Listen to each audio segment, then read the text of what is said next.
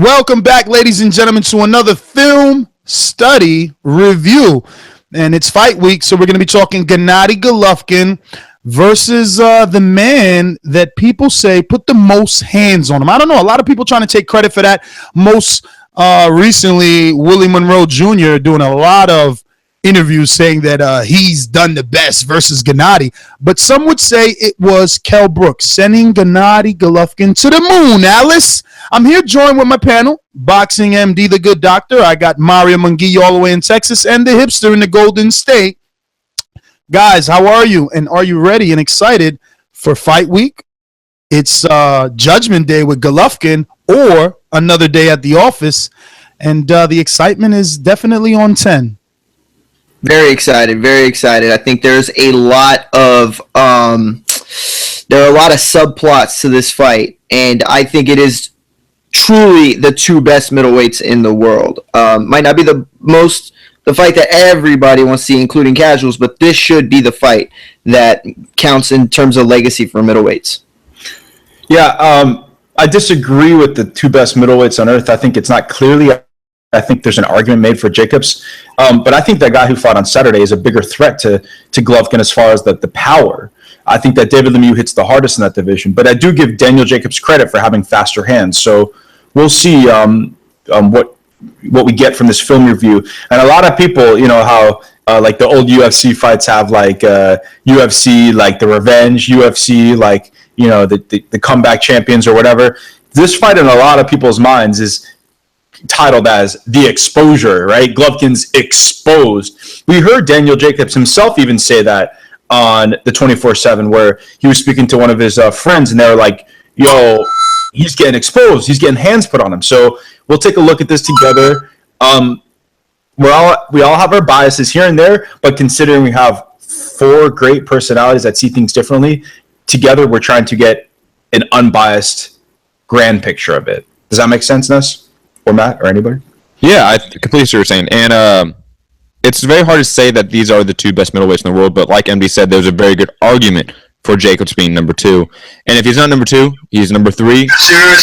You're serious? And even then, that's not something to scoff at. If he goes out there and beats the number three middleweight in the world, that's something great. That's something good. So, especially if he annihilates it. You know what I'm saying? And, like I have also said on the show numerous times, my prediction is third round TKO for Golovkin. So I think he is going to go in there and do it emphatically. But styles make fights. And I've heard from numerous people that Jacobs has a similar style to Kell Brook. And I haven't seen this fight in a while, so I can't wait to watch it again, review it with you guys, and sort of break down the style matchup that Jacobs could present to Golovkin. Because even though, like you said, MD, that David Lemieux could be the second best middleweight in the world because of his power, because of his ferocity, styles make fights. Yeah. And maybe Jacobs has the style for Triple G.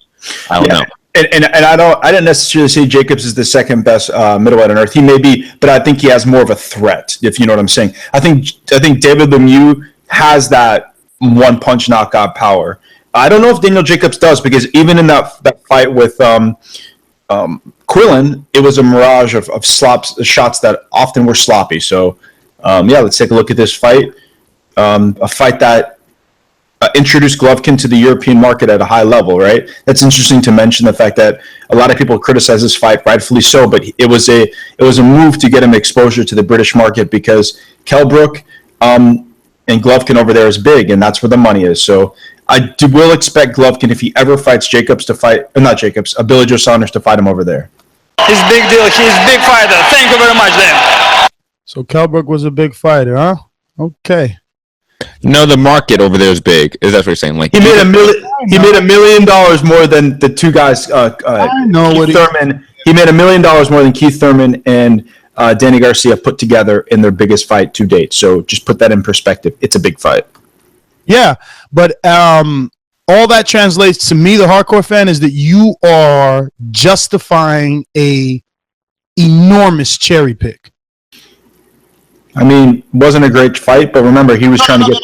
No. We're hardcore fans over here. Wasn't a great fight, or was it what it is? It was a cherry pick. Thank you. It was a cherry pick. All right, so let's play. I guess everybody make sure their volumes are turned down on the player, so we have one master player, and we'll go from there. 5, 4, 3, 2. Yo, and you know Golovkin fights, they don't go a whole hour on the HBO broadcast because they don't go 12 rounds. You know what I'm saying? True. I guess we could use this as kind of warm-up time. You know, they're going to talk about it a little. You know, Jim Lampley's going to do his spew. Hello again, I'm Jim Lampley. Credit to Lampley for giving me that interview over the weekend. Doing very well. 30,000 on YouTube. His immediate reaction to Did he cry? Jim Lampley, to David Lemieux, damn near killing Curtis Stevens. Funny, man. Both those guys are Gennady Golovkin victims. But Lemieux definitely. Real quick, I do want to make this point real quick. MD touched on the speed. I really am curious to see what parallels y'all can draw between this Brook, like what we can learn from this fight versus Jacobs. I watched it about 3 weeks ago. I'm not sure if there are many, if any, but I'm curious to hear what y'all think. I think Brook is a better technical boxer. I think his punches go straighter, if you know what I'm saying. His better footwork. Well, I'd like to hear Or his faster feet. like real time, like you know what I'm saying, like from y'all. We'll see. Yeah, I'm excited to rewatch it, especially like MD too. brought up in the 24/7. You know, Jacobs is like, wow, really? He's being exposed. What? And we've heard quotes like, "What if I hit him with those punches, or let me hit him with those punches, or is Gennady going to allow me to let him hit him with those punches?" So I would want to see. But I just don't know. The fight is started here, guys, and you can see Golovkin's demeanor isn't the one that we're accustomed to. Usually he's coming forward, and I felt like immediately, you know, he allowed Brook to be in the center of the ring. Obviously now he's backing him up a little towards, you know, but look, you see he's still in that center, right? I don't think it's the same Golovkin like that. I don't know. He is being aggressive though. He was aggressive in this first round. He I was think he'd be a little bit hypercritical, Ness. I think that what it boiled down to was that he knew that he was in the ring with a welterweight, and honestly, I think he or underestimated, the impact that Kell Brook could have early in the fight, and would attempt. Now, this is what Daniel Jacobs' team is banking on, that this jab can cause problem. Like, we just went through at least a good 30 seconds of the fight where Kell Brook's jab was controlling, not the fight, but at least controlling Gennady from getting off. And Kell Brook did land a good. I don't know, right Mario. Did you see that? I don't see that. I don't know what Ness is talking about. I really don't. But that being said, I wasn't really. Yo, this right here. That right here. I think the fight's over right there. You call me a Golovkin fan, but I think the fight's over right there. I think that he knows that he could KO him at any time, and I think that he lets it. So he's not trying to finish him here? Not the way that Golovkin can finish here. Is he putting pressure? Yes, but I mean there are masterful ways. Listen, there are masterful ways this man sets up his opponents, Look at him, bro. and he's not even trying. He's not even trying. He's egging him on to come swim. But listen, he didn't give up that uppercut. I mean, look, you can't. You're sitting there with a punch counter, and I'm not. I'm talking about a man who is, whether he's trying to aggressively take out his opponent or not, and I don't see that. See, I just don't see Golovkin. I think he stopped trying to be aggressively putting him out once he got hit with that uppercut right there. He did. He stopped. He got hit with that uppercut and that left hook, and then he's just like, okay, never mind. I'll just hang back. I won the round. I can just do my thing. So you think the uppercut scared him off? No, not scared. Not scared. But it's like, okay, he's still there. Oh, okay. Like Kell Brook is still there. He's not out of it. I'm gonna hang back a little bit. Still there. Yeah. I get what you're saying. I honestly feel like in Golovkin's mind right now, he's saying, Another right hand. Yours. Yeah, but look at that left hook. It makes him Kell Brook's boot shake. His boots are sparked. You know what I'm saying? Like, he's also a welterweight too. Like, nobody's denying that. But my thing is that Golovkin is not even boxing. You see the jab? This is beautiful. Yeah, it's right there. He's about to be cornered. He was able to jab Golovkin and then go to the left with the lateral movement. I'm telling you. But I was but you're talking about one. Ness, you're talking about one instance, Ness. No, I'm not. I'm talking about you guys didn't view it. That's all. No. Let's keep it real, Ness. Let's keep it real. Are you arguing that Brook won that first round? Please argue. No. What the fuck? We're not arguing that. We're looking at for the point of a film study is to see what vulnerabilities the fighter has. I think Golovkin in this fight, at least so far, he literally does not boxing. He's just walking forward.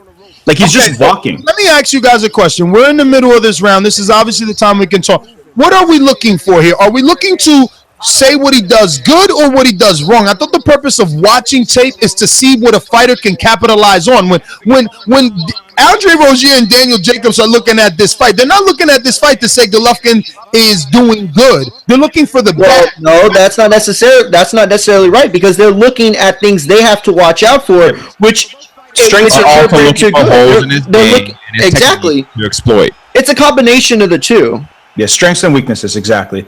And so you're right. Prince, man, this is the alleged quote-unquote exposed fight. So you're looking for the weaknesses. Do you see how he comes out this round, Ness? He's letting Brook. This is also the round that he does lose in this fight. Correct. But he came out I think he came out aggressive in this round with the jab. I like a fighter who uses the jab to start anything. This is Triple G, right? By Triple G. If you notice, there's some of the rounds that Golovkin takes off and lets other guys hit him, and that's debatable. But I honestly, I really believe that he lets guys gets their hands go to get in a rhythm. He always lets them know that he's there to hurt them. So like he'll let a guy hit him and whatever, and then he'll throw a hook to the body, hook to the head, where the guy knows that the power's right there, and it makes a guy uncomfortable, right?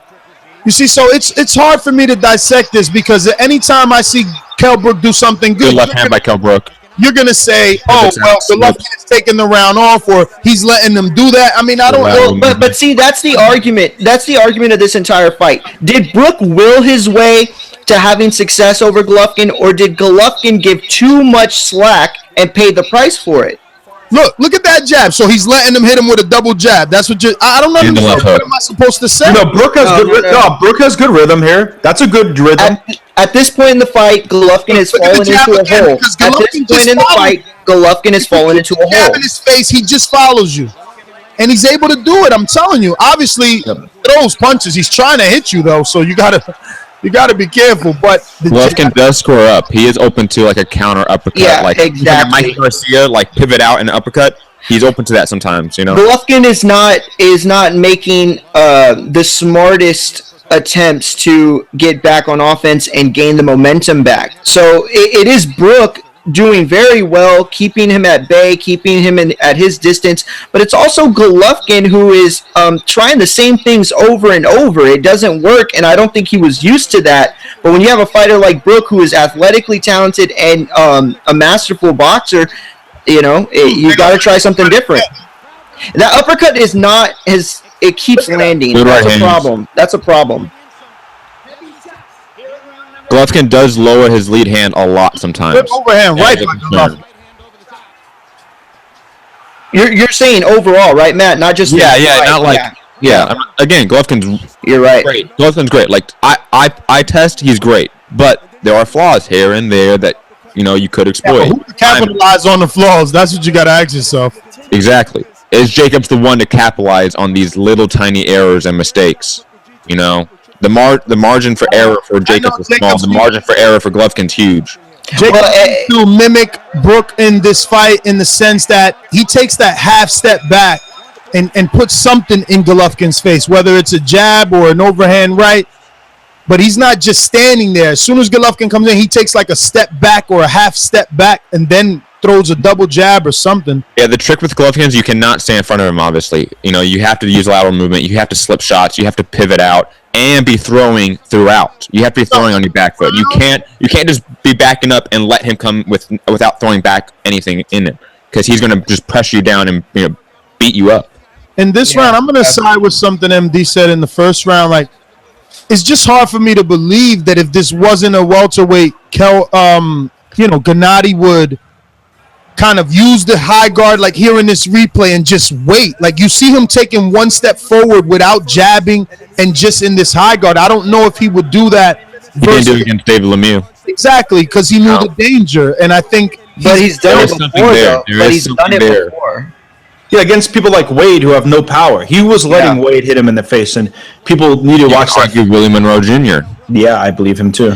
I think you can argue almost every single one of his fights to a certain degree. Maybe not a lot, but to a certain degree. There's a thing. You have people saying that every shot he eats, he lets it come. Get those fanboys. Do you see how aggressive Golovkin came out after losing that last round? Yeah. Yeah. He bullied him. He did lose that last round. It's a Brook was competitive throughout, though. You have to think about it. Brook, even in losing rounds, Brook was competitive. Like, he made it a fight. Damn, that left hook. Bro, Golovkin is really stepping into that jab. And this is the beginning of the end because Brook doesn't really have success again like that. That was the exposure we already saw. So from this point on, I mean, he's already pawed out that eye. Yeah, but you see that double jab right there? That's what I'm saying. Now, it's hard to be consistent, I'm assuming, because the power of Golovkin. And when you double jab, you leave yourself open to one of Golovkin's best shots, which is the left hook to the body. Exactly. That's what I said. You leave yourself open, but it's still disrupting his come forward movement. And maybe that left hook to the body doesn't come because of it. Because Brook, he keeps the jab in front. Golovkin shells up. Left hooks, too. Good right hand by Golovkin. Huge right hand by Golovkin. But again, Brook had his back on the rope. You cannot have your back on the rope against Golovkin or in the corner. Jacob has to be at least punching. You can't 3 feet away from the rope. And you need to step to him. Like, that's what I'm saying. Like, you cannot be Golovkin on the. That's why I think Lawler would have a hard time because you have to be on the back foot, but also be able to explode back in with a shot or a combination and then escape out immediately. You cannot be in that mid boxing range for any period of time. You have to be all the way out or all the way in. And there are very few fighters that have the athleticism and the power power speed combination to make that really count. See, I don't know if he's gonna miss that wide with Jacobs. He could get counted and knocked out. But honestly, I think he really doesn't care about his power. I really believe those combinations by Brook right now. Good right hand by Brook. Yo, and I know something right there where Golovkin's like, come on. I gotta side with MD. It's like maybe he wants the crowd to get into this. Well, it's like Brook knows exactly when he's going to be able to rattle off 3 or 4 punches without, expecting anything back. You see the body language of Brook in the corner there, like it. Yeah, no, and he already pawed at the eye a few times. Yeah. Look, there it goes again. You seen it as we speak of it with the right hand he pawed. I just, it's hard to listen. Like Brook showed. I'm sorry. Golovkin does not have the world's fastest hands. Nobody's arguing that. So there are fighters who have faster hands, but I think that if you just have what I want to see versus a middleweight, when a middleweight forms a come forward attack and backs Golovkin up, he shells up. I want to see how he reacts to those punches, not to Brook's punches. And to MD's point, he's so masterful at offense, even though he doesn't have the fastest hands. It's like he's always a second or two ahead of his opponent when deciding to throw those punches. So even when both are making decisions, Golovkin has already decided to commit, and that's how brilliant his offense is those instincts cannot be taught. Also, going back to Ness's point about the power, Jacobs has an 80+% knockout rate at middleweight. Kell Brook is not a huge power puncher, even at welterweight. He isn't. So I think, if Jacobs hits him with clean shots, it would be interesting to see Golovkin's reaction, because I do think Jacobs arguably has the most one-punch knockout power in the division. Damn, look at Brook's eye right there. Shit look like a hamburger. That's a fractured orbital bone right there. Yes, sir. By legal punches, too. This is not an injury. Those are legal punches. Was it a hairline fracture? Do you know what type of fracture it was, MD? Do you remember? I know it's somewhere. Check the half step back that Brook takes, man. He's real good with that shit. But his back hit the rope. He's in the corner. He needed to keep turning. He stayed there. But I mean, remember, at this point, he could barely see out that eye, and he keeps pawing it. There you go, pawing it again. And I think even when, like, this is the thing I always say, even when Golovkin gets hit, it's like he's so in control of himself because his eyes are never leave the opponent. His chin is always his tough. Balance is perfect. Well exactly. So if you've been hit in the face and you know what it's like to be hit in the face, it hurts a lot more when you're not in control. When you're in control, it really doesn't hurt that left hook a lot, man. And wide, bro. He's wide with that left hook, but I guess that left hook is a setup shot for him. Exactly. In all honesty, it's because he knows his opponent so well. He knows the distance that is going to be created every time he lets one of his hands go. Look, he missed. Look how wide, bro. Okay, but he knows. Yeah, Ness. Yo, it's okay, Ness. You don't. What? It's not a mistake, huh? That's not a mistake. It's no different than fainting. Committing with a punch is no different than fainting. You're man. Sometimes it's not. It serves the same purpose. Okay, bro. Mario, can you back me up on that? You know what? I'm gonna absolutely no. You've never heard of a throwaway punch? No one on this panel can back you up because it is synonymous with boxing that if you throw big punches and miss, you lose stamina and endurance. Listen, the reason why you can back up MD with that, the reason why MD can be backed up with that. Listen to me. The only reason why you can back him up is because Golovkin knows his opponent. He knows the distance. Yeah. Look, you throw a feint. Why do you throw a feint? Why do you throw a feint? That's why you're getting paid. Why do you throw a feint? Full time, right? Why do you throw a feint? Why do you throw a feint? You throw a feint at the end of the day with no repercussions. Yeah. When he's throwing those punches, there are no repercussions. Exactly. Okay. It is not the same as a feint. One is a complete. But MD's not saying that for every fighter. He's not saying. We all know you like slick boxers, Ness. We all know you like slick boxers. So you'd rather see my feint than shit.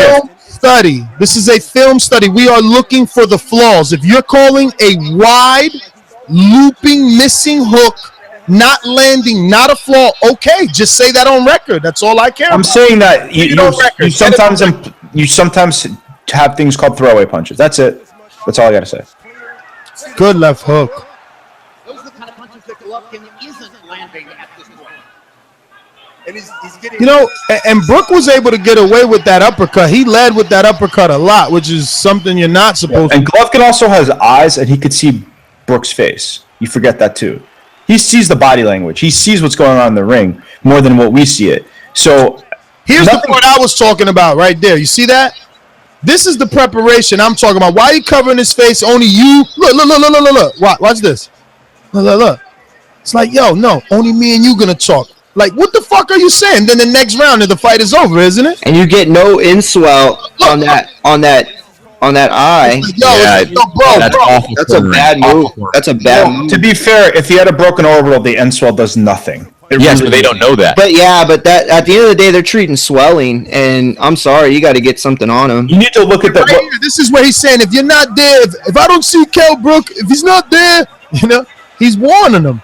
It's funny you say that, but like you start looking at the body language of Kell Brook, and you'll understand why it's a good stoppage. It's not just the eye. I'm never. No, maybe they should have stopped it then instead of sending him back out there. If they knew of his injury, why send him back out? I don't know if they knew the severity of it. I'm saying I never said that it was a bad stoppage. I'm not questioning it. I'm saying that at that moment, that's when he let Kell Brook know, I'm going to be stopping this fight.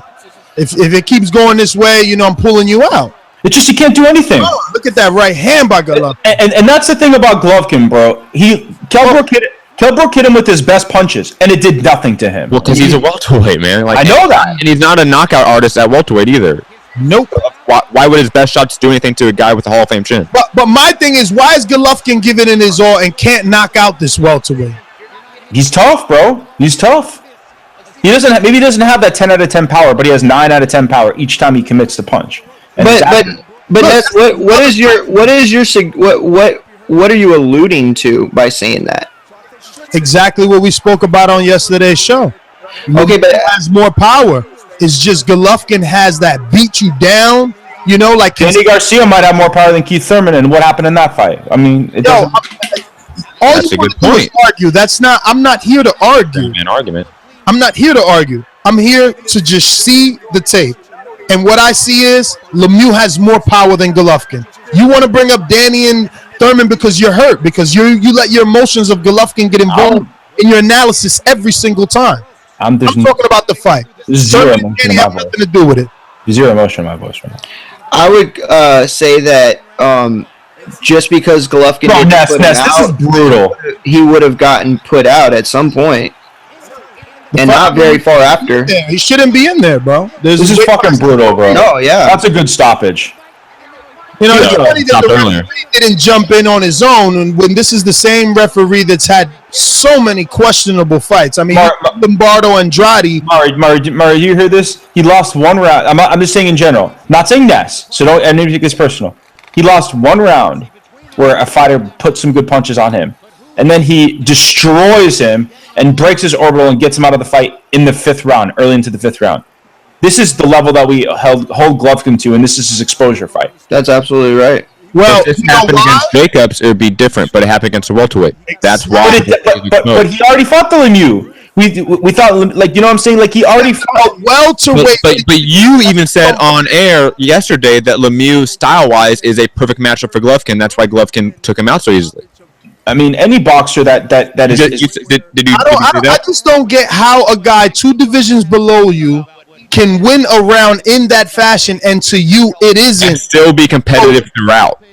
Hilarious. At the very end, he was 2 competitive divisions throughout. below. He is also, okay, let's keep it real, though. He's probably top 3 welterweight, 3 divisions below. But we're not arguing that. He's not a bum, right? He's not a bum. We're not arguing that. So it's not He's not obscene. Tommy Hearns. It's not obscene for Golovkin to lose a round against a elite fighter. A great fighter, yeah. It's not obscene, but it's also not obscene for other middleweights to say he got exposed. Yes, it is. Yes, it is. Obscene. Yes, it's obscene. Oh, Exposed. What does exposed mean? Mario, just know that you're not arguing with me. Other middleweights use the word. We've interviewed him. Other people have quotes. Daniel Jacobs said it's not Nestor Gibbs saying. No, I got you. I got you. But, to a degree, we heard that same stuff, after he fought other fights. Rosado. People said Rosado put hands on him, Mario, right? Yeah, we watched that fight. We heard them say it after Willie Monroe. I don't think there's anything wrong with saying that. Rosado isn't like a basic fighter. Of course he's not. So he would be able to land some punches, and he It's isn't not like Golovkin's a defensive master who doesn't get hit. His style is going to allow him to get hit a lot. Can we just get back to this? So what did we learn from here, man? I mean, show me some fucking boxing skill. You keep saying he's so good. What did we learn, boxing MD? Skill that Golovkin has there's only a few fighters I've ever seen that have better or as good of eye contact, and that's the Floyd Mayweathers and the Muhammad Ali's that have perfect eye contact. That feet are in the right position to take punches, right? That's something that Sugar Ray Leonard also had. So his eyes are very important. And you guys, like I said, if you've ever taken a punch before in your life, when you look at somebody and you see the punch coming, you could absorb it much better. So I think even when Golovkin is lazy with his feet, and even when Golovkin keeps his hands down, he's always in control. That's why I think in fights like against Lemieux and even Curtis Stevens, where he was facing guys who hit as hard as Daniel Jacobs, because they're all in the same league. It's not like Daniel Jacobs' power is so much more than David Lemieux's, even if you think he's harder. So we've seen But it's so Golovkin much more than Kell Brook. Correct. But Golovkin did not put his hands down and allow David Lemieux to get combinations off like that. Also, Lemieux is not as quick as Kell Brook. His punches are not as, he's not able to throw combinations like that. So I think that we learned that Golovkin, I guess, you could say that he allows guys to get hit. But we also shown that even when he gets hit, that he is in control of that fight. Because I never thought he was losing control of that fight, in my opinion. I'm going to say that as far as learning anything, I don't know if anything that we saw we didn't already know. Kell Brook fought a great fight. He did. If you look at what happened in the fight and what he was up against, he did the right things in there. He was up against a guy, and you use the word skill. I don't know if you're talking about like actual boxing skill, because you're right. Golovkin didn't show a whole lot of boxing skill, but the skill set that he did show was just an ability to sense danger, an ability to sense offense, defense, whenever it came. Honestly, even at times when he wasn't in control, I still think he was in control. I don't think there was a moment in this fight where he was in any real danger at all. Yes, he took clean shots, but at the end of the day, like Matt said, his style is going to assume that risk. And so I think there is nothing that we can take away from this fight heading into the Jacobs fight, because that is not what we are going to see from Golovkin. He is, first of all, not going to have to chase offense the way that he did and be so wide with his punches. Jacobs is going to be there. We know that. I just don't think it's going to be a similar fight at all. It's not going to be a similar style. Why? What do you mean by be there? Since I don't been a slugger. No, I'm not saying that he's going to go stand toe to toe. What I'm saying is that we saw Kell Brook at a distance.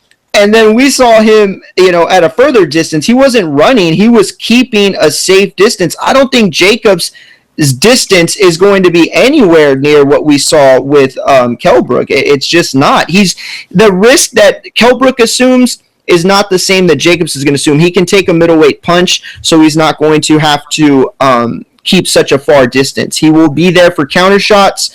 He will try to create offense himself, and Kell Brook took offense when he could. And obviously, we have to view this fight through the lens of the fight coming up this week, Triple G and Jacobs. And looking at it through that lens of Jacobs, what could Jacobs do? There were several things that Jacobs could do. Obviously, he needs to be on the back foot. You can't go toe-to-toe with Triple G because that just won't work. Triple G has a better chin, better combination punching. He goes to the body much more diligently than Jacobs does. So Jacobs needs to be on the back foot. Needs to use lateral movement, needs to slip shots, pivot, use his jab, use that right straight a lot. Use it as much as the jab almost, keep Triple G on the outside of your shots when you have the longer reach. But in all honesty, and the only thing that you can hope for Jacobs is that you keep him on the outside, you frustrate Triple G till Triple G explodes coming in and makes a mistake. His footwork gets tangled up. He squares up, something along those lines, and you land a counter. That's what Jacobs should try to do. Can he do that? I don't know. I think Jacobs is slower in terms of footwork than Kell Brook is. I think that he also leaves his hands down too much, which would leave him open to a lead hook by Triple G, a lead right hand by Triple G. So Jacobs has a long road ahead of him in this fight. He would have to stick to a perfect game plan for 12 rounds and hopes a perfect counter comes off of it. It's going to be a very difficult fight for him, in my opinion. And another problem I'm going to say, I'm sorry, MD, real quick, I just want to make this point, is that I truly believe that heading into this fight, Kell Brook had a short leash. If Jacobs is going to walk away with a victory, he's going to have to take a cue from Kell Brook and try to establish himself early in the fight. He doesn't have to go out there and aggressively win early rounds, but he's going to have to win early rounds, and at least put Golovkin on notice. You don't have to be the aggressor. You have to make him respect your power. Exactly. Yes. Well said. Yeah, and here's the thing too. It's like, I don't even know what Daniel Jacobs does better than Golovkin as far as maybe has faster hands. That's the only thing, and that is something that you have to apply because more one-punch knockout power. And that's maybe. Well, I mean, let's keep it real. If Golovkin, and we talk about people call Golovkin's opponents "quote unquote" bums. I mean, Giovanni Lorenzo, Milton Nunez, Jared Fletcher, Caleb Truex. I mean, Golovkin would probably go like 3 rounds with all of them combined. I mean, come on, man. Like, Dominic Wade's better than those guys. He really is. So it's really disrespectful to call one guy opponents. How is Dominic Wade better than Caleb Truex exactly? Because he at least was undefeated and he at least was young in his prime and was actually fighting in his right weight class. I'm pretty sure Caleb Truex moved up to fight, right? I just think the eye test. I think I'd see both fighters, and I think Dominic Wade is just better. Those were all horrible reasons. Well, and also Caleb Truex, he won 12 rounds, right? He won 12 rounds. Truex has been in the ring with better opponents. Yeah, he got beat by Jermaine Taylor, his only good opponent. Doesn't he have a good win, though? Good win? No. Kell Brook does not? Don George? That's a decent win. Come on, man. Well, Eric, what's his name? Edwin Rodriguez, he had to beat Don George in Madison Square Garden on HBO to then get the Andre Ward fight. And then he also got robbed, he robbed Ozzy Duran, a journeyman Ghanese got fired. And just to be clear, Don George, I'm not saying he's a world beater, but he's like, obviously Diego Chavez is, probably ranked higher amongst hardcore fans than Don George, but it's no different. It's like a barometer fight, a guy that's been in there with multiple opponents. I know. And he has a pop, though. Can you imagine if Golovkin won 12 rounds with Caleb Truex? Yeah, but I think that the point is getting lost. Like, I respect Dom George. Look, that guy is, I'm not going to say he's a world beater either, but he is tried and true. Yeah. But that being said, I don't think that a win over him solidifies, anyone over anyone. And also, Jacobs hasn't proved. We're arguing Caleb Truex. No, but Jacobs also hasn't proven to have the gas tank. Doesn't have anything other than being young and in his prime. Get the fuck out of here. At least there is that win. But Golovkin made him look like that. But now we're just ranking you because you're young and handsome? Get the fuck out of here. This guy at least got in the ring and beat someone. I mean, that's look. Okay, you know what? I want to take this argument back real quick because MD's point was Dominic Wade is better than Caleb Truex. Fine. You know what? No. Hold on, MD. Let's give Ness that. Let's say Caleb Truex is better than Dominic Wade. I'll just give up that argument, but we're not going to stack up Jacobs' record to Triple G's and say that it's anything. It's not. That's not what we're a better record. That's not what we're doing. That's what MD was doing. That's what MD was trying to do. And all I'm saying is that we focus on Caleb Truex and Dominic Wade. Fine, we'll throw them out, and you compare the rest of them, and it's it's clear. It's worse. It's worse than I wouldn't get into that argument, and if I wanted to get into that argument, I would go straight to the head and say what everyone else says. Daniel Jacobs holds the better win in the division. I don't think so, and that's okay. But there's an argument for the other side of the story, right? Jacobs has a single better win than any. I still believe he has the better win in the division. The bigger name. Argument. David though is further proving that may not be true. Exactly. Because especially he's not fighting. And especially, and here's the biggest point that we know Golovkin could stand and bang with you. Golovkin could go rounds, right? We've seen Golovkin go rounds.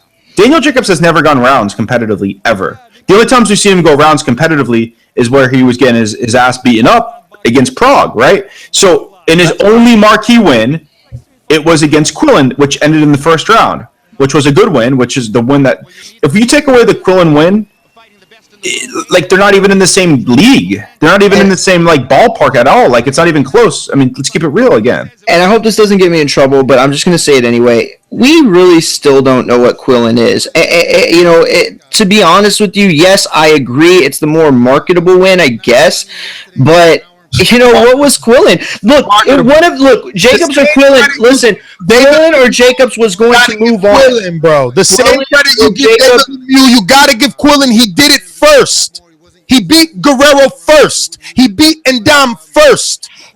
Stop. What the fuck is wrong with you guys? You guys can't even fight and be discredited. This foot was halfway out the boxing game. But you're trying to make it seem. But no. Listen, I'm not calling Quillen trash. Not at all. He is clearly the best fighter that Jacobs is beating. All I'm saying is he doesn't. Not the best. He is the best win in the middleweight division at that time. You want to be a fucking. I think Lemieux's better. I think Lemieux's better. Yeah, I think Lemieux's better. Because you want to factor in what Lemieux has done. Because he whooped that Rosado ass way worse too, Ness, and you know that. Rosado's coming on whooping that ass. What? But Ness said at the time. You're arguing at the time. Okay, fine. I guess. I don't even know what that means at the time. Yeah. What does that mean? Time out. How don't you know what that means? Because I have no idea why that matters. It doesn't matter when you fight a guy. So Canelo Alvarez gets credit for Shane Mosley. Mario, is because he was animal status though. So you're saying that if a win happens that's really important 3 years ago, and then you fast forward to now, that fighter holds the same status? The win holds the same status. Okay, fine. And the win holds the same status. That's fine, but it doesn't make Quillen better than David Lemieux. It might make the win. We're not arguing that. We're not arguing. Okay, fine. If you're not arguing that, that's fine. Win at the time was the better win in the middleweight division. You want to to help your failing argument. No. I was misunderstood your argument, and I thought you were comparing.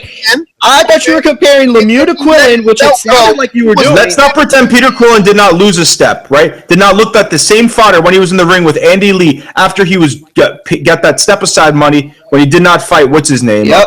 Carpensi, not Carpensi. I think that hurt him. I really do. So now you lose a step when you knock down a guy. And you don't throw punches and you have a draw. Yeah, you lose a step. Well, he's a counter puncher. You're not expecting him to be Golovkin, right? I mean, this is what I don't understand. It's Listen, no. Manny Pacquiao and Mayweather, like, we don't know their style. No. See, listen, There's never been a Mexican style fighter coming forward throwing. I'm just saying it's a hard argument to make that Peter Quillin at the moment when they fought, because I think he did lose something when he was talking about retirement and he's flipping houses and blah blah blah blah blah. Okay. And Daniel Jacobs is a dog. He has a fight in him. Game, MD. Let's play your game, and let's not forget that Lemieux did not have the IBF title. So since you want to say he lost the step, it's an argument that he probably lost the. All right, who the fuck was better at that time? And tell me why Abel Sanchez and Gennady Golovkin were calling out Peter Quillin and one. A tougher win or a bigger win? We're saying that Quillin is the bigger name. What are you talking about tougher? There is no tougher for Golovkin. We all know that. He's the favorite versus everyone. He's been like that for the past 2 or 3 years. Ness, we both know why they were calling out Quillin. Don't play stupid. He had an undefeated record. One had lost to Pirog. One had lost to Pirog, and the other had lost at 154. So we know why he was calling out Quillin. Don't make it seem like it was like this straight vision. Like, come on. You boxing fans are fucking weird. You're sitting here. What do you mean by you guys? Because you're sitting here saying, what else did you expect them to do? Like, one guy lost and the other guy. Like, what the fuck, bro? He was a champion. That's what you're supposed to do. Like, now you're saying, oh, that's not a big deal because he did what he's supposed to. So what is he supposed to do, man? Nah, you lost me. I don't even know. That's not an argument. I'm too emotional to get involved in this argument. It's crazy. Listen, he says, what is Golovkin supposed to do? He's supposed to call out Peter Quillin or Daniel Jacobs because Daniel Jacobs, already lost to Prague. So Quillin is the only one sitting pretty, is basically what you said, paraphrasing. Right or wrong, Mario? Yeah, it's the two men left at the top of the mountain. Okay, it's not a clear mountain. Wait a minute. It's not a clear mountain. Andy had the bigger name. Andy was more popular. And he was more popular, much more popular. Guys, wait. You're the one to get lost. I have to repeat myself. You asked us. And I only need an answer. I don't need a fucking paragraph. We hadn't finished giving it to you. No, we need you to tell us what you said because obviously you couldn't remember. Now we've come to that, right? You said, paraphrasing, repeat it. What do you want me to repeat? The Golovkin shit. You asked you. Okay. He's saying Mario. He's saying why did Golovkin call out Quillin? At the time, this is way before the Daniel Jacobs fight. Quillin had a belt and was undefeated and had a big name. What I'm saying is that if you're basing how Daniel Jacobs looked against Peter Quillin, who, in my opinion, MD's opinion only, that I think Peter Quillin was not mentally there, got caught in the first round, and was finished, and it was a legitimate knockout win. If you're basing Daniel Jacobs to have something that he showed in that fight to beat Golovkin, I think that you're a little short-sighted when you refuse to look at the entirety of Daniel Jacobs' career. The entirety of Daniel Jacobs' career, when you apply his ups and downs, the level of opposition, and how he's looked at times, and he hasn't necessarily faced opponents to show that he has more facets in his game to be competitive. That's all I'm saying. You're always trying to be slick. You were doing you're being slick. You were doing fine, and I could have agreed with you, but then you want to slip in. If you want to assess that Daniel Jacobs is going to win based off that, we never said that. Says the guy. Let me finish.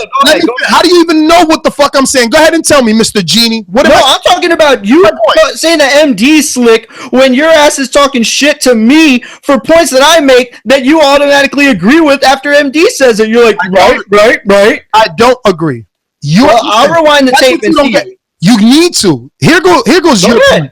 Here goes your point. Remember, I said Quillin was the best win in the division, right? You came in with your voice, changing your voice. Well, what is he supposed to do? There's only two guys to call out. That was your phrase after I said Peter Quillin was the best in the division. So now you're saying that why exactly? First of all, you're automatically agreeing with me. So why are you saying that? Why am I saying that Quillin was the best in the division? Why are you saying that Golovkin is supposed to call out Daniel or Peter? I already said that was the best win in the division. Okay, I want to make it clear because you're saying supposed to and you change your voice. And I'm just saying that it was obvious why they were calling out Quillin over Jacobs and over Lemieux at the time. It was obvious why he was calling him out. Why is it obvious? Because he had a better resume, he had a bigger name. Jacobs had already lost. Lemieux had already lost at 154, and Quillen had more upside than either of them, and he was more popular, and he seemed like he had that fit to be that guy to carry on a torch. I'm not saying that anyone else had the torch, but that's what he seemed like. So then again, I repeat, you see, because this is why they say Ness is disrespectful. Why the fuck would you say what you said if I've already said, and I am arguing here against you weirdos who are claiming that Peter was not the biggest win? You just validated that. You just gave multiple reasons as to why.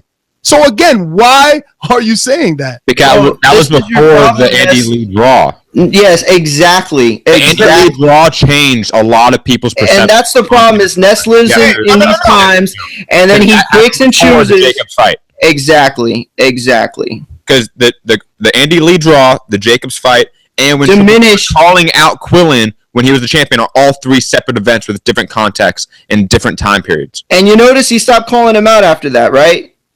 And no point. Still was the best name in the division because at the time Lemieux did not have the IBF title, and I doubt, but you can check. There's plenty of us on. We knew Quillen had glass too. Honestly, I doubt that Lemieux had fought Ndam by then. So again, my only argument is he was the best fighter or win in that division. That's my only argument.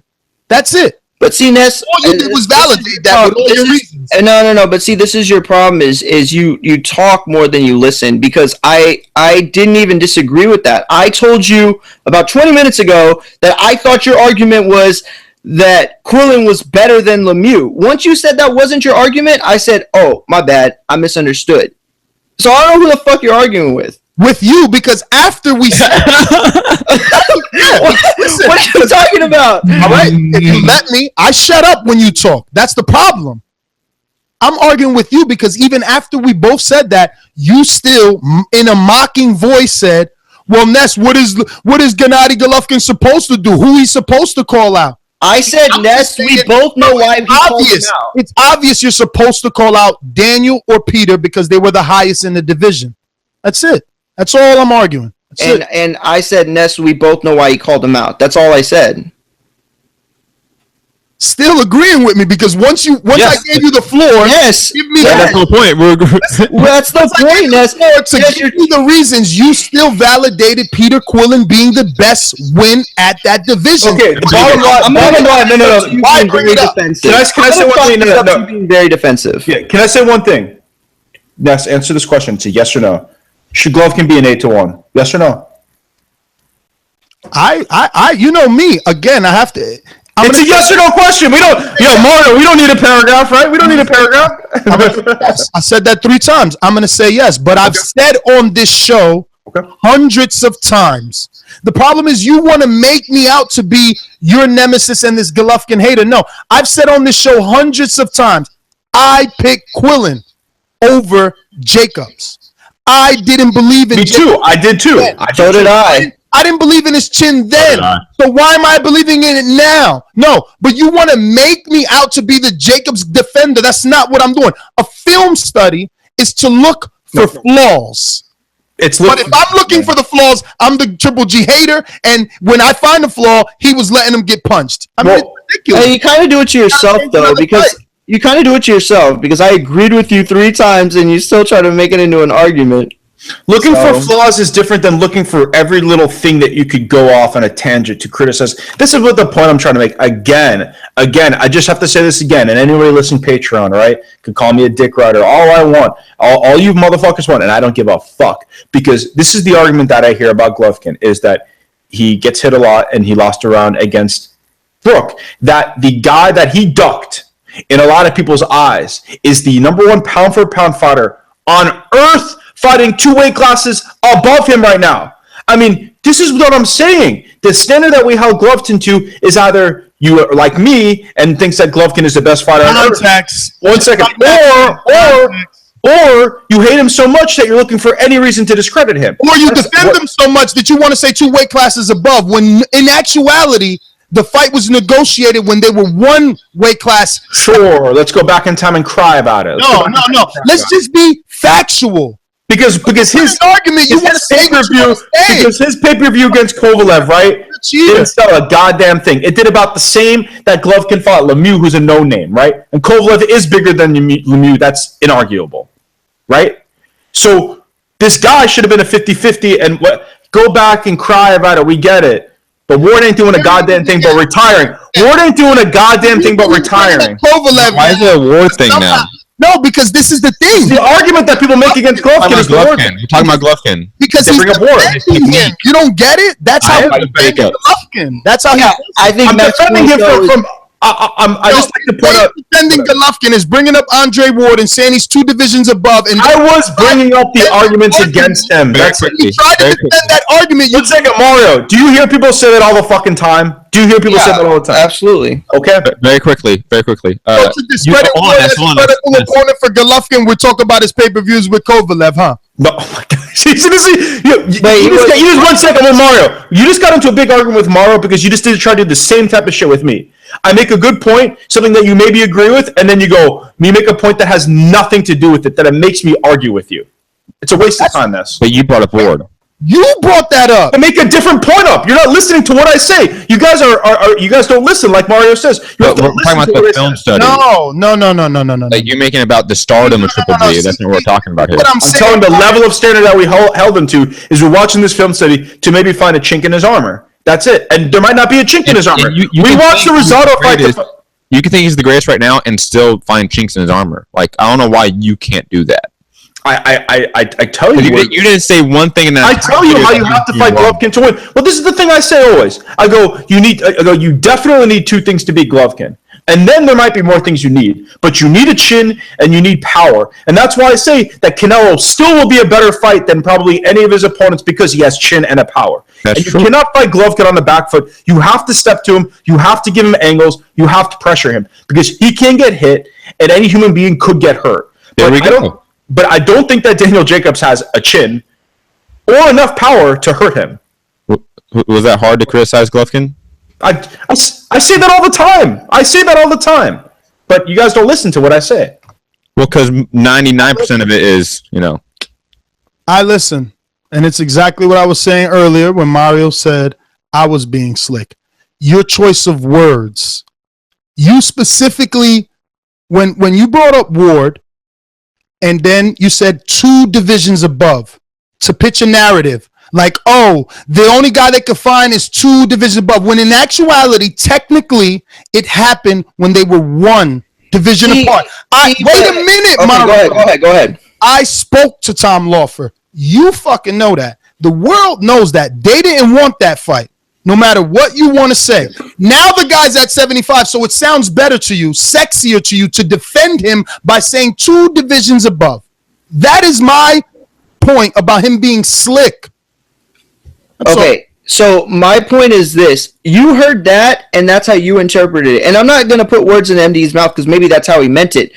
When he said that, the way I interpreted was negotiating with the guy who could have been as big as 175 or ended up being as big as 175 to a guy who's still fighting in his weight class. That's how I interpreted it. I didn't interpret it as dick sucking. I interpreted it as... Oh, I never said that. No, I'm not, and I'm not putting words in your mouth either. I'm just saying, that's the narrative on MD. And honestly, I guess if you heard it that way, fine, but I heard it another way. I heard it... A piece of information in the same conversation. In addition, we know Ward's team is a motherfucker to deal with, and what they were asking for was ridiculous. No, because that's not... Because you can't say he ducked him. You can't say he ducked him. It's inaccurate. How could you duck someone in a weight class above you? How can you? And also, what he was asking for was ridiculous. A 50-50 split.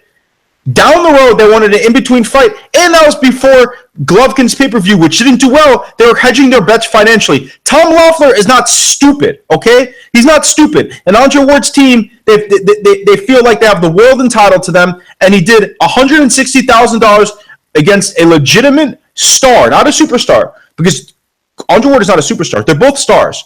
because if you look at HBO numbers, if you look at whatever, Kovalev does similar numbers to Ward. So, again, he did not duck him. I would like that fight to happen because you can call me a fanboy, the Ward that we saw against Kovalev, Golovkin would beat him. It doesn't matter the weight divisions in between. Mario, so is it transparent now? The word. How is that ridiculous to say? I think the same thing he said in the first time. Do you think Ward does Triple G? No, I never said Ward ducked. To show that he's not a star. Just clarifying. That's all. Never said Ward ducked. You saying that. I'm just asking. I think it didn't make sense for both guys at that time. The reason he brings up pay-per-views is to show that somehow Ward isn't a star, doesn't deserve whatever he's asking for. The fight shouldn't happen. He doesn't. He's this bad negotiator. That's like his Floyd. That's like his Floyd. All that is tactics to defend your guy from getting in the ring. Bigger than Ward. Bigger than Ward. Way bigger than Ward, actually. Okay. That's very arguable. No, it's not arguable. By what metric is Ward bigger? By what metric? He's sold more pay-per-views. I'm not arguing that because Kovalev was his lack of promotion. Triple G Lemieux had more promotion than fucking Ward Kovalev. I mean, let's keep it real though. By what metric are you saying though? Are you saying by? I have numbers. Boom. He has a bigger number. He has a bigger number than Triple G. Boom. More of a star. With Kovalev, what are you talking about? Okay. Kovalev isn't a star. He had more pay-per-view. He had more pay-per-view sales over in the UK. Is that numbers? He has more Twitter followers. He has probably more in the UK. You can't. He has about 100,000 more Twitter followers. He does better HBO numbers. He has more sponsors. Yes, they're both sponsored by Jordan, but Golovkin has more sponsors. He's more of an international star. He's more popular. What are we arguing? What are we arguing, MD? Which one's the bigger star? Listen, I think that it's hard, guys. It really is for either one of y'all to get the upside on either one of y'all's argument, because the one guy that we've seen be able to dictate terms in any fashion is Floyd Mayweather. And it's like, if you're not Floyd Mayweather, then it's not fair. Yeah, I guess, Canelo's up there now too. And so, we haven't seen guys do that. So then, if you're not either of those two guys, then, and maybe Manny Pacquiao, then you get criticized. What doesn't Ward didictate? When didn't he dictate every single... What I'm saying... Exactly, and Golovkin didn't want to get on the knees like Chad Dawson. He didn't want to get why get on knees to a fucking diva that doesn't deserve the big fights? Just understand that words and phrases like that only show that you didn't want the fight. That's not true. I don't want Golovkin. I don't fault Golovkin's team for not getting on their knees to Ward. Wasn't the A side? It doesn't matter. Yes, he was. It doesn't matter what. Yes, he was. That's the point I'm trying to make. Yes, he was. Yes, he was. No, you guys have your own fucking narrative that you guys like to push. Back then. That was like 2014. He was the A side over Ward. MD. He's always been the A side over Ward. Both are HBO fighters. Right. So that right there tells you, bro. We also need to forget that what have he done for me lately? Ward was dealing with a fucking legal issue over a dead man. Okay, so stop it. Don't act like Shane Mosley. Don't act like Shane Mosley, right? Who's an interview with Andre Ward where he says Golovkin stop lying to the people. So I don't have an interview with Tom Loeffler where he says Nestor, we don't want that fight. What are you talking about? Just stop, bro. You're fucking annoying. Because you literally believe the word of a liar in Andre Ward. Andre Ward's full of shit. But Tom Loeffler also said he didn't want the fight. Said it, yeah. So was Tom Loeffler. But Vanessa's taking his word. Vanessa's is taking his word. So he's the son of God. He ain't Jesus, Ness. This is the way it went.